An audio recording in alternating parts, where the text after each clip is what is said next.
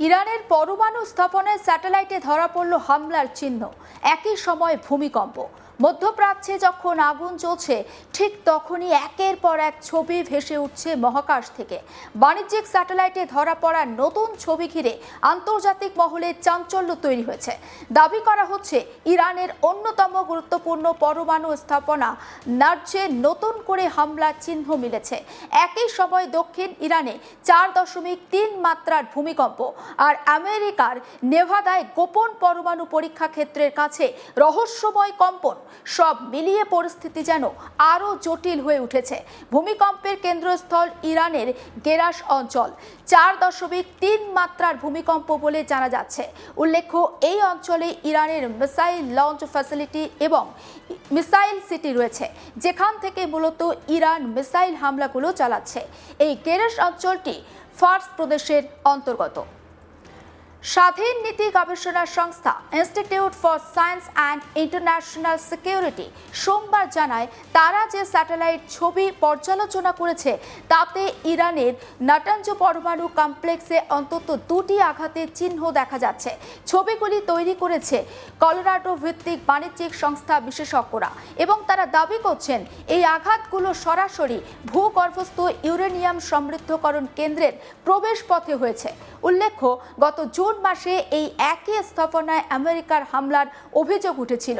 ফলে নাটাঞ্জ আবারও আন্তর্জাতিক রাজনীতির কেন্দ্রে বলা যেতে পারে। নাটাঞ্জ কমপ্লেক্স ইরানের পরমাণু কর্মসূচির মূল কেন্দ্রগুলির একটি। এখানে ভূগর্ভস্থ প্ল্যান্টে ইউরেনিয়াম সমৃদ্ধ করার কাজ চলে। বহু বছর ধরেই পশ্চিমা দেশগুলি অভিযোগ করে আসছে, ইরান শান্তিপূর্ণ কর্মসূচির আড়ালে পারমাণবিক অস্ত্র তৈরির পথে হাঁটছে। যদিও তেহরান বারবার দাবি করেছে তাদের কর্মসূচি সম্পূর্ণ বেসামরিক এবং বিদ্যুৎ উৎপাদনের জন্য। প্রাক্তন রাষ্ট্রসংঘ পরমাণু পরিদর্শক ও গবেষণা সংস্থাটির প্রতিষ্ঠাতা ডেভিড আলব্রাইট জানিয়েছেন, স্যাটেলাইট ছবির ভিত্তিতে মনে হচ্ছে রবিবার বিকেল থেকে সোমবার ভোরের মধ্যে কোনো একটা সময়ে এই হামলা হয়েছে। তবে তিনি স্পষ্ট করে বলতে পারেননি হামলাটি আমেরিকা চালিয়েছে নাকি ইসরায়েল চালিয়েছে। ডেভিড আলব্রাইট আরও জানাচ্ছেন, ইসরায়েলি জিও অ্যানালিস্ট ভেনসিয়ল ম্যাকানিস প্রথম নাটাঞ্জে হামলার স্যাটেলাইট চিহ্নটি খুঁজে পান। এরপর বিভিন্ন সংস্থা এই ছবি বিশ্লেষণ করে। এখানে একটি লক্ষণীয় বিষয় রয়েছে, হামলার দায় কেউ প্রকাশ্যে এখনো পর্যন্ত স্বীকার করেনি।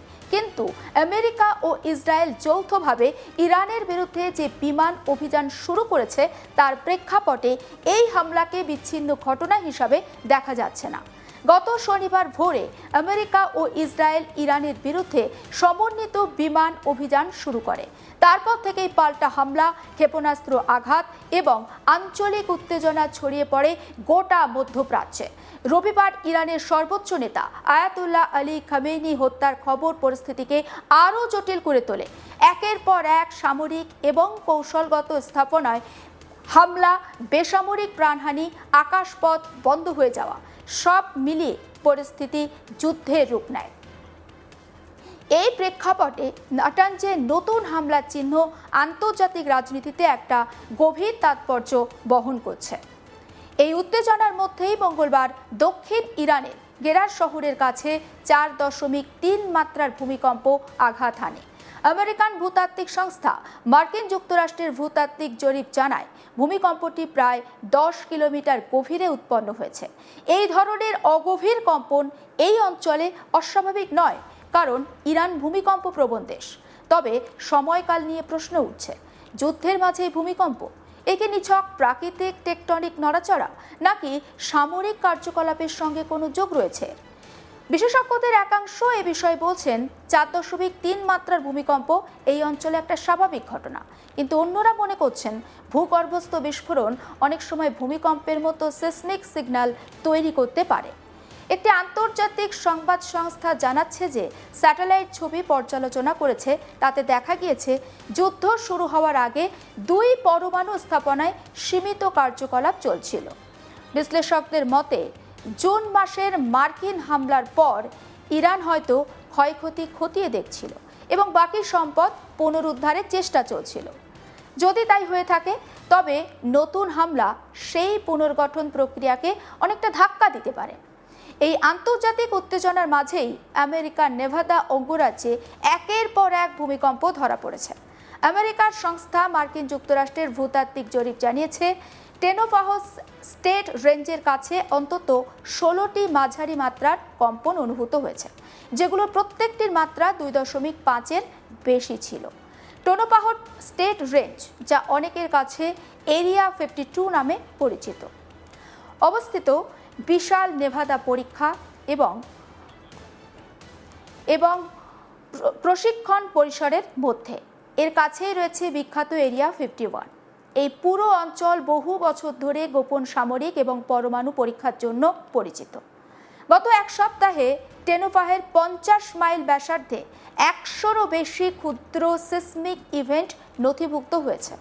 এদের বেশিরভাগের মাত্রা 1.0 থেকে 1.9। এত অল্প সময়ে এত ঘন ঘন কম্পন হওয়ায় ফের প্রশ্ন উঠছে, এগুলো কি স্বাভাবিক টেকটনিক কার্যকলাপ নাকি নিয়ন্ত্রিত বিস্ফোরণের ফল?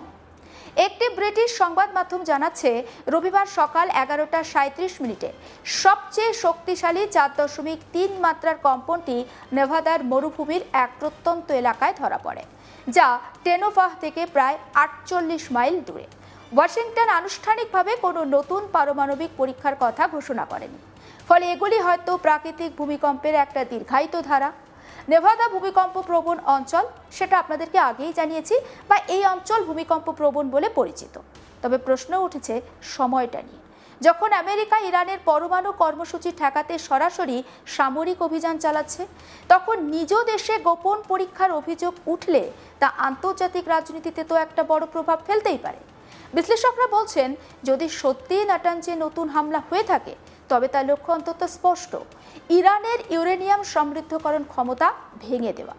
অন্যদিকে নেভাদার কম্পন যদি নিছক কাকতালীয় না হয়, তবে সেটি হতে পারে শক্তি প্রদর্শনের একটা প্রাথমিক বার্তা। আধুনিক যুদ্ধে বা আধুনিক যুগে যুদ্ধ শুধুমাত্র মিসাইল কিংবা বোমার মাধ্যমে হয় না, সেটা বুঝতে হবে। তথ্য এবং স্যাটেলাইট ছবির মাধ্যমেও কিন্তু লড়াই করা যায়। বাণিজ্যিক স্যাটেলাইট এখন আর কেবলমাত্র রাষ্ট্রের হাতে সীমাবদ্ধ নয়। স্বাধীন গবেষণা সংস্থা এবং সংবাদ মাধ্যমও এখন যুদ্ধক্ষেত্রের চিত্র তুলে ধরতে পারে। নাটানজে হামলা, গেরাসে ভূমিকম্প, নেভাদায় রহস্যময় কম্পন, এই তিনটি ঘটনা আলাদা হলেও একটা সময়ের নিরিখে এক সুতোয় গাঁথা, তেমনটা মনে করছেন বিশ্লেষকরা। এই মুহূর্তে নিশ্চিত করে কিছু বলা অন্তত সম্ভব নয়, তবে স্যাটেলাইট ছবি, সিসমিক ডেটা এবং রাজনৈতিক প্রেক্ষাপট মিলিয়ে যে প্রশ্নগুলো উঠছে সেগুলো উপেক্ষা করা কঠিনও নয়। বিশ্ব রাজনীতির এই অগ্নি পরীক্ষায় পরমাণু শক্তি আবারও কেন্দ্রবিন্দুতে। ইরান কি তার কর্মসূচি রক্ষা করতে পারবে? আমেরিকা ও ইসরায়েল কতদূর যাবে? আর নেভাদার মরুভূমির কম্পন কি কেবল একটা প্রাকৃতিক খেলা নাকি বৃহত্তর কৌশলের একটা অংশ মাত্র? তার উত্তর হয়তো সময়ই দেবে। তবে একটি বিষয় কিন্তু স্পষ্ট, এই সংঘাত শুধু আঞ্চলিক নয়, এর প্রভাব পড়ছে বিশ্ব অর্থনীতি, জ্বালানি বাজার, আকাশপথ এবং সাধারণ মানুষের নিরাপত্তার ক্ষেত্রেও। স্যাটেলাইটের চোখ এড়িয়ে এখন আর কিছুই লুকিয়ে রাখা সম্ভব নয়, বা লুকিয়ে রাখা কঠিন বিষয়। তবু রহস্য থেকে যাচ্ছে, যুদ্ধের আড়ালে চলছেটা ঠিক কি?